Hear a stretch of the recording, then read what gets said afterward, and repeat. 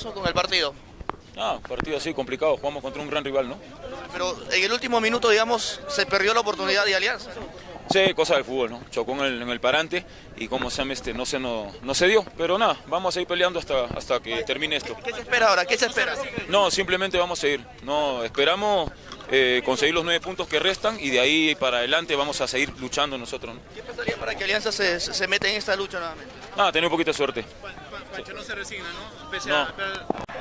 Sí, vale, muy valioso, creo que estar perdiéndolo a rescatar un punto importante para seguir sumando y bueno, pretendíamos ganar, pero bueno, las cosas no se dieron, pero bueno, un empate es un empate. No se resignaron nunca, ¿no? No, creo que lo fuimos a buscar en todo momento, algunas veces con idea, otras veces al pelotazo, pero bueno, el gol llegó de una jugada que